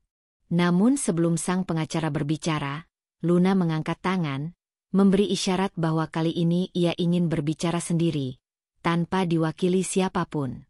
Yang mulia, ucap Luna lembut namun tegas. Sebelum keputusan akhir dijatuhkan, izinkan saya menyampaikan sesuatu. Bukan sebagai istri dari tergugat, tapi sebagai diri saya sendiri. Saya pikir, sudah waktunya semua tahu siapa saya sebenarnya. Ruang sidang mendadak sunyi. Semua mata tertuju padanya. Termasuk Gilang yang menatap dengan dahi mengernyit. Dewi terlihat mulai gelisah. Bu Ratna memutar bola matanya, lalu berbisik. Apalagi sekarang? Drama apalagi yang mau dia buat? Luna menarik napas panjang, lalu menatap lurus ke arah hakim. Saya lahir sebagai Luna Santosa, putri tunggal dari Bapak Gunawan Santosa, pemilik Gunawan Group yang membawahi puluhan perusahaan properti, perhotelan, hingga media nasional. Seketika, ruang sidang meledak oleh bisik-bisik kaget. Bahkan hakim sendiri sampai mendongak dengan alis terangkat. Gilang menegang. Bibirnya ternganga. Dewi langsung menoleh ke arah ibunya. Wajahnya pucat. Tapi bukan siapa-siapa yang bereaksi paling keras, melainkan Bu Ratna. Perempuan parubaya itu tiba-tiba mendecakkan lidah, menatap Luna dengan mata melebar, lalu bertanya dengan suara keras. Apa? Kamu bilang kamu anaknya Gunawan Santosa? Gunawan, yang itu? Luna mengangguk tenang. Iya, Bu. Papa saya, Pak Gunawan, adalah ayah kandung saya. Mulut Bu Ratna mulai gemetar. Tangannya memegangi dada. Itu, nggak mungkin. Kamu tinggal di rumah kami. Masak, nyuci, ngelap lantai. Kamu anak konglomerat? Kamu bohong. Tapi saat itu, pengacara Luna maju ke depan dan menyerahkan berkas kepada hakim. Isinya adalah bukti identitas resmi Luna, akta lahir, KK, dan surat keterangan waris. Semuanya mencantumkan nama Gunawan Santosa sebagai ayah kandung Luna. Hakim memeriksa dengan serius. Dan akhirnya mengangguk. Data ini sah, ucap hakim dengan nada heran. Tidak diragukan lagi. Penggugat memang putri dari Bapak Gunawan Santosa. Saat itulah tubuh Bu Ratna bergetar hebat. Matanya berkunang-kunang. Napasnya tercekat. Tangan yang sedari tadi memegangi dada kini mulai melemas. Ia mencoba berdiri dari kursi, namun tubuhnya oleng. Bu Ratna, teriak Dewi panik. Bu Ratna tumbang ke lantai dengan suara keras. Petugas sidang segera berlarian. Gilang langsung membungkuk, mengguncang tubuh ibunya. Ibu. Salah satu petugas medis yang berjaga langsung menghampiri dan melakukan pertolongan pertama. Ini gejala serangan jantung ringan. Cepat, kita harus bawa ke rumah sakit sekarang. Dewi menangis panik. Gilang berusaha tenang tapi jelas wajahnya pucat pasi. Mereka menggotong Bu Ratna keluar ruangan dengan dibantu petugas. Sidang sempat dihentikan sementara. Namun Luna hanya berdiri tenang di tempatnya. Tak ada senyum kemenangan. Tak ada ekspresi puas. Ia hanya menunduk, menutup matanya sejenak. Sesungguhnya, bagian dari dirinya masih merasa berat melihat seorang wanita jatuh seperti itu. Tapi ia tahu, ini bukan karena ia ingin mencelakai siapapun. Ini adalah akibat dari perbuatan mereka sendiri. Setelah suasana sedikit tenang, hakim melanjutkan sidang. Dengan pernyataan resmi yang telah disampaikan oleh penggugat, serta dokumen yang telah diverifikasi, maka proses cerai ini akan dilanjutkan ke tahap pembacaan putusan dalam waktu dekat. Luna mengangguk. Ia lalu bangkit dari kursinya, mengambil tasnya, dan berjalan keluar. Di lorong pengadilan, Gilang yang baru kembali setelah mengantar ibunya ke ambulans, menghampiri dengan wajah penuh guncangan. Luna, jadi, semua ini benar? Kamu anak konglomerat. Suaranya nyaris berbisik, seperti tak percaya pada kenyataan di depannya. Luna menoleh, menatap mata Gilang dalam-dalam. Tapi kali ini tak ada lagi rasa sayang, tak ada belas kasihan. Iya, Mas. Dan saya sempat berusaha menjadi istri yang sederhana, wanita biasa yang rela hidup susah demi cinta. Tapi ternyata, yang saya dapat hanya hinaan, tuduhan, dan tamparan. Kenapa kamu gak bilang dari awal? Suara Gilang parau. Luna tersenyum tipis. Karena saya ingin tahu siapa yang tulus. Ternyata kamu tidak. Gilang tertunduk. Ia menutup wajahnya dengan tangan. Hatinya hancur. Ia kehilangan perempuan yang paling mencintainya. Bukan karena perempuan itu pergi, tapi karena dirinya sendiri yang mendorongnya menjauh. Luna melangkah pergi tanpa menoleh lagi. Di luar gedung pengadilan, mobil mewah sudah menunggunya. Supir pribadi membukakan pintu dengan sopan. Asistennya menyerahkan sebotol air. Tapi Luna tak langsung masuk. Ia berdiri sejenak di bawah cahaya matahari, menatap langit biru yang cerah. Hari ini, bukan hanya pengadilan yang memberi putusan, tapi kehidupan yang memberi keadilan. Udara rumah sakit pagi itu terasa pengap, meskipun pendingin ruangan menyala dan tirai putih menjuntai rapi di setiap sisi ruangan. Di salah satu kamar kelas VIP, seorang perempuan parubaya terbaring lemah di ranjang, wajahnya pucat, tubuhnya lemas, dan selang infus menancap di tangan keriputnya.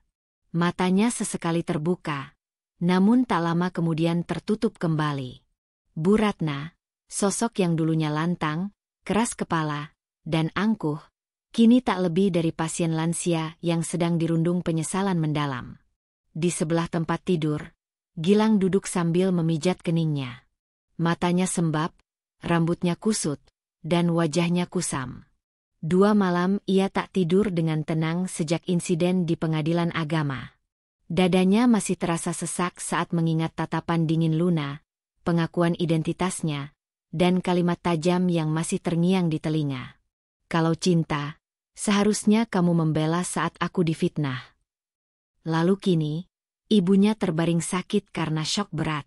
Dokter menyebutkan bahwa serangan jantung yang dialami Bu Ratna masih tergolong ringan. Tapi jika tekanan emosional berlanjut, bisa menjadi lebih serius. Gilang merasa semua ini adalah hukuman yang perlahan-lahan datang menghampiri hidupnya. Satu persatu, akibat dari kesalahannya, menyerang balik, bukan hanya kepada dirinya, tapi orang-orang terdekatnya. Di luar kamar, Dewi duduk sambil menatap layar ponselnya. Matanya menatap video viral tentang Luna yang sedang diwawancara di salah satu stasiun televisi nasional. Wajahnya bersih, penuh percaya diri, dan tutur katanya tetap lembut namun berkelas. Semua komentar di media sosial memuji Luna sebagai wanita yang luar biasa, yang bangkit dengan elegan setelah dihancurkan oleh keluarga suaminya. Dewi tak bisa berkata-kata. Ia tahu, dirinya dan ibunya ada dalam cerita itu, sebagai pelaku penghinaan, fitnah, dan pengusiran. Tak lama kemudian, Gilang menerima pesan dari seseorang. Wajahnya langsung berubah serius. Ia berdiri, melangkah cepat keluar kamar sambil menenteng ponsel, lalu berjalan menuju area lobi rumah sakit. Ia berhenti tepat di depan pintu masuk saat sebuah mobil hitam elegan berhenti perlahan. Dari dalam, keluar seorang wanita yang tak asing baginya, Luna. Ia mengenakan gaun simpel berwarna gading dengan blazer krem yang membuat penampilannya tampak sangat profesional. Rambutnya disanggul rapi. Wajahnya polos tapi bersinar. Di belakangnya, sang asisten mengikuti dengan langkah tenang. Luna melangkah masuk ke rumah sakit tanpa ekspresi berlebihan. Tak ada kegugupan, tak ada rasa canggung. Hanya ketenangan. Ketenangan seorang wanita yang sudah tak bisa digoyahkan oleh luka masa lalu. Gilang mendekat tergesa. Luna, terima kasih, kamu datang. Luna menatapnya datar. Aku datang bukan karena kamu. Aku datang karena aku masih manusia. Dan karena aku tak pernah ingin membalas keburukan dengan kejam. Suara Luna tetap lembut, tapi penuh kekuatan. Gilang menelan ludah. Ia ingin menangis, ingin berlutut, ingin meminta semua kembali seperti dulu. Tapi ia tahu, waktu sudah berjalan terlalu jauh. Aku ingin bicara. Aku mohon. Hanya sebentar saja. Untuk menjelaskan semuanya. Untuk minta maaf, kata Gilang lirih. Luna menatapnya, lalu mengangguk. Silakan. Gilang menghela napas panjang. Aku sadar aku salah. Sangat salah. Aku tidak tahu bagaimana aku bisa begitu buta, begitu mudah percaya pada fitnah. Aku tahu aku kejam padamu. Aku tahu aku pengecut. Tapi Luna, selama ini aku berpikir kita akan bisa bahagia meski sederhana. Aku nggak tahu kamu anak orang kaya, tapi aku juga nggak peduli soal itu. Aku cuma... Luna mengangkat tangan, menghentikan kalimatnya. Mas Gilang, selama ini, aku mencintaimu bukan karena kamu siapa, tapi karena kamu pernah bersikap baik padaku. Aku mau hidup sederhana, aku nggak masalah tinggal di rumah kecil. Aku bahkan rela masak dan cuci sendiri. Tapi ternyata, bukan kemiskinan yang menyakitiku, melainkan ketidakadilan, penghinaan, dan ketidakberpihakan. Luna menatap mata Gilang dalam-dalam. Aku sudah cukup sabar. Aku sudah cukup terluka. Sekarang, waktunya aku bahagia. Dengan caraku sendiri. Gilang tak bisa membalas. Suaranya tercekat. Ia hanya bisa menunduk dalam-dalam. Luna lalu melangkah pelan masuk ke kamar tempat Bu Ratna dirawat. Dewi berdiri, hendak membuka mulut, tapi Luna hanya mengangkat alis dan Dewi pun memilih bungkam. Ia tahu, tak ada kata yang bisa membenarkan perbuatannya dulu. Bu Ratna membuka mata perlahan saat mendengar langkah masuk. Pandangannya menangkap sosok Luna. Ia menatapnya lama sekali. Seolah masih sulit percaya bahwa perempuan yang selama ini ia hina, ia usir, dan ia anggap benalu, sekarang berdiri di hadapannya dalam balutan martabat yang tinggi. Luna. Lirihnya pelan. Luna mendekat. Ia tak duduk, hanya berdiri di sisi ranjang. Wajahnya netral. Tidak penuh amarah, tapi juga tidak menunjukkan iba berlebihan. Ia hanya menghela napas. Bu, saya datang untuk memastikan ibu baik-baik saja. Saya tidak pernah membenci. Tapi saya juga tidak melupakan. Air mata mulai mengalir dari mata Bu Ratna. Maafkan ibu. Ibu khilaf. Ibu terlalu sombong. Ibu pikir kamu nggak punya siapa-siapa. Ternyata, ibu yang tidak punya apa-apa. Luna menggeleng pelan. Bukan soal punya atau tidak, Bu. Tapi tentang bagaimana kita memperlakukan orang lain. Saya datang bukan untuk memaafkan, tapi untuk menyudahi semua yang belum selesai. Kita tidak akan menjadi keluarga lagi. Tapi saya ingin ibu sembuh. Karena kebencian tidak akan menyembuhkan apapun. Bu Ratna menangis lebih keras. Tapi Luna tak menangis. Ia hanya mengusap pelan tangan tua itu, lalu berkata pelan, "Selamat tinggal, Bu." Ia melangkah keluar. Di lorong, Gilang dan Dewi berdiri membatu. Luna berhenti sejenak, menoleh kepada mereka. "Dewi," katanya pelan. "Terima kasih sudah menunjukkan siapa dirimu yang sebenarnya. Fitnahmu membuka mataku." Dewi hanya tertunduk. Tak mampu berkata apapun. Luna lalu menatap Gilang untuk terakhir kalinya. "Kau pernah jadi bagian dari hidupku. Tapi tidak lagi. Jangan cari aku. Jangan minta aku kembali. Karena perempuan yang dulu kamu abaikan, sudah tidak ada lagi." Ia pun berbalik dan melangkah pergi.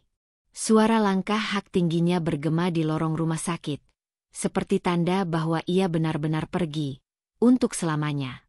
Tak lama setelah itu, berita besar kembali mengguncang dunia usaha.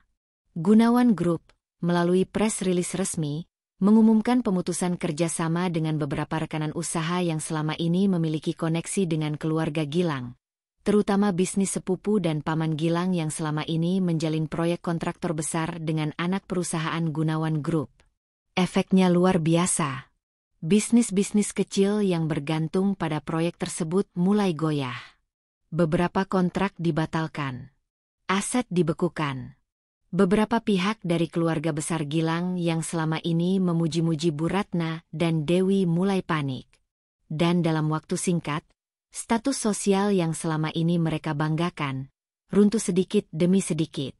Di ruang tamu rumah keluarga Gilang, suasana muram tak kunjung pergi. Gilang duduk menatap kosong televisi yang menayangkan wawancara eksklusif dengan Pak Gunawan dan Luna. Sementara Dewi berjalan mondar-mandir cemas karena pamannya menelepon dan menyalahkan mereka atas pemutusan proyek senilai miliaran. Gilang, gimana ini? Semua bisnis paman diputus. Keluarga besar kita semua marah. Kalau mereka tahu ini semua karena kamu dan ibumu memperlakukan Luna seperti sampah, kita selesai.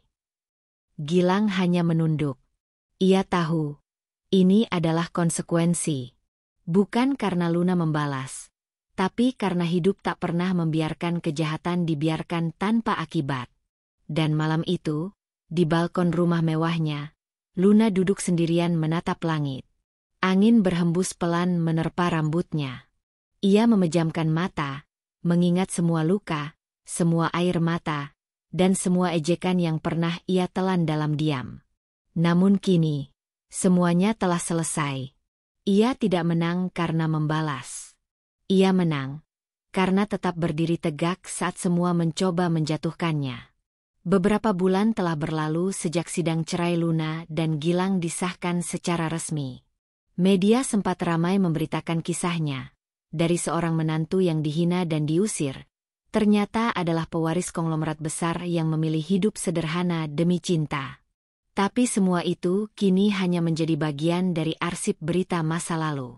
Sementara Luna, dia melangkah maju, menjauh dari masa lalu yang telah menyakitinya, dan menjemput kehidupan barunya dengan keyakinan yang utuh. Pagi di kantor pusat Santosa Group begitu sibuk. Gedung tinggi megah itu menjadi rumah bagi ratusan karyawan dari berbagai divisi, tapi ada satu ruangan yang selalu menjadi pusat perhatian. Ruangan dengan dinding kaca bening di lantai paling atas, tempat seorang wanita duduk tenang, menandatangani dokumen dengan penuh wibawa. Luna.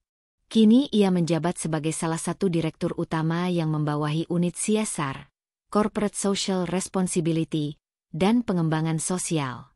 Posisi itu tidak serta-merta ia dapatkan karena statusnya sebagai anak pemilik perusahaan. Ia memilih sendiri bidang yang ingin ia tekuni, yang berhubungan dengan kegiatan sosial, pemberdayaan perempuan, dan pendidikan. Ia ingin membuktikan bahwa hidupnya bukan hanya tentang harta warisan, tapi tentang nilai. Penampilannya tetap sederhana meskipun ia bisa membeli apapun yang ia inginkan. Di mejanya tidak ada barang mewah berlebihan, hanya buku agenda, foto kecil mendiang ibunya, dan tanaman kecil berwarna hijau segar. Ia tampil dengan blus putih dan rok kerja sederhana. Rambutnya diikat rapi. Tapi satu hal yang berbeda kini, sorot matanya. Sorot mata itu tak lagi redup seperti dulu. Luna lebih percaya diri, lebih tegas, dan jauh lebih kuat. Ia belajar dari luka masa lalunya untuk menjadi wanita yang tidak hanya bisa bertahan, tapi juga bangkit dengan elegan. Luka itu telah sembuh, meski bekasnya tetap ada. Namun bekas itu kini menjadi pengingat, bukan penghambat. Di tengah kesibukannya, suatu siang, asistennya datang dengan wajah ragu. Bu Luna, ada seseorang yang ingin bertemu. Ia bilang kenal dekat dengan ibu. Namanya Gilang. Luna menghentikan gerakan tangannya. Sesaat ia hanya diam. Nama itu, meski tak lagi mengguncang hatinya, tetap menjadi bagian dari babak pahit dalam hidupnya. Ia menatap keluar jendela, ke arah langit biru yang luas, lalu berkata pelan, "Suruh dia naik. Tapi beri waktu 5 menit saja." Beberapa menit kemudian, pintu ruangannya terbuka. Dan di sana berdiri sosok yang dulu pernah sangat berarti baginya. Gilang. Ia tampak lebih kurus, matanya sedikit cekung, dan penampilannya tak serapi dulu. Tapi bukan itu yang membuat Luna merasa asing. Melainkan aura dalam dirinya, yang tampak seperti seseorang yang baru menyadari sesuatu yang sudah lama hilang. Luna. Sapanya dengan suara lirih. Luna mengangguk singkat. Silakan duduk. Gilang duduk perlahan, lalu menatap Luna dengan penuh penyesalan. Terima kasih, sudah mau menemui aku. Luna tidak menjawab. Ia hanya menunggu. Aku nggak tahu harus mulai dari mana, kata Gilang. Tapi setiap hari, aku selalu merasa bersalah. Setiap malam aku tidur dengan bayangan wajahmu. Wajah yang pernah menangis karena aku. Wajah yang aku abaikan, yang aku tampar. Aku mohon, beri aku satu kesempatan lagi. Aku ingin menebus semuanya. Luna menatapnya lama. Tapi kali ini, tidak ada air mata. Tidak ada emosi. Hanya ketenangan yang penuh makna. Mas Gilang, ujarnya akhirnya. Kita semua pernah melakukan kesalahan. Tapi tak semua kesalahan bisa diperbaiki dengan meminta kesempatan kedua. Kadang, yang hancur, tak bisa disatukan kembali. Gilang terlihat semakin terpuruk. Tapi aku benar-benar berubah. Aku menyesal. Aku sudah tahu siapa kamu, siapa keluargamu, tapi aku nggak datang karena kekayaanmu. Aku datang karena aku sadar. Aku kehilangan orang terbaik dalam hidupku. Luna tersenyum tipis. Mas, bukan kamu kehilangan aku. Tapi kamu melepas aku. Dengan tanganmu sendiri. Kamu tahu bagaimana aku dulu mencoba bertahan? Tapi semua hanya sia-sia. Aku ingin bahagia. Tapi bukan denganmu. Luna lalu berdiri, memberi isyarat bahwa waktunya telah habis. Hidupku sekarang sudah baik. Aku tidak menyimpan dendam. Tapi aku juga tidak menyimpan ruang untuk masa lalu. Terima kasih sudah datang. Tapi, kamu sudah tak punya tempat lagi di cerita baruku. Gilang tak bisa berkata-kata. Ia hanya menunduk, lalu berdiri dengan langkah berat. Sebelum keluar, ia menoleh dan berkata, "Kamu benar-benar sudah berubah, ya?" Luna menatapnya sambil tersenyum lembut. "Aku tidak berubah. Aku hanya berhenti menyakiti diriku sendiri demi mempertahankan orang yang tak layak." Setelah Gilang pergi, Luna berdiri di depan jendela besar ruangannya. Ia menatap awan yang perlahan berjalan. Hatinya terasa damai. Tak ada lagi beban. Tak ada lagi keinginan membalas. Ia tahu, hidup sudah memberinya pembalasan terbaik. Kebahagiaan yang tidak bergantung pada siapapun. Beberapa hari setelah pertemuan itu, Luna menghadiri acara peresmian rumah singgah untuk perempuan korban kekerasan yang dibangun oleh perusahaan. Ia berdiri di podium, menyampaikan pidato dengan suara tegas dan menyentuh. "Saya pernah berada dalam situasi di mana suara saya tak didengar, keberadaan saya diremehkan, dan air mata saya dianggap sepele. Tapi saya percaya, perempuan berhak untuk bahagia tanpa harus meminta-minta pengakuan. Kita berhak berdiri sendiri, kuat, dan menjadi cahaya bagi diri kita sendiri." Tepuk tangan meriah mengisi ruangan. Beberapa tamu undangan meneteskan air mata. Dan di antara kerumunan, seorang anak kecil memeluk ibunya erat. Karena pidato Luna bukan hanya menyentuh, tapi menyembuhkan. Di akhir acara, Luna berjalan ke taman kecil di samping gedung, duduk di bangku panjang di bawah pohon rindang. Seorang pria parubaya datang menghampirinya dengan senyum hangat. "Pak Gunawan, ayahnya. Kamu luar biasa, Nak," katanya sambil menepuk bahu Luna. Luna tersenyum. "Aku hanya ingin hidup tenang, Pah, tanpa kebencian, tanpa dendam.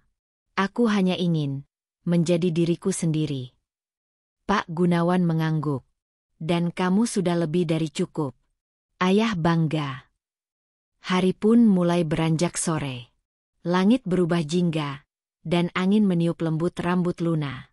Ia menatap langit itu, dan untuk pertama kalinya dalam hidupnya, ia benar-benar merasa ringan. Tak ada lagi yang harus ia buktikan.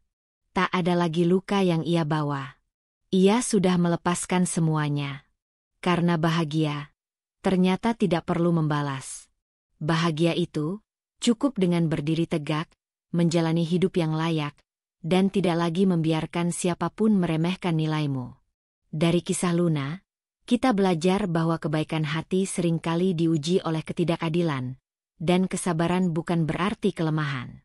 Tapi ketika seseorang bangkit tanpa dendam dan memilih melangkah dengan elegan, itulah bentuk kemenangan yang paling tinggi.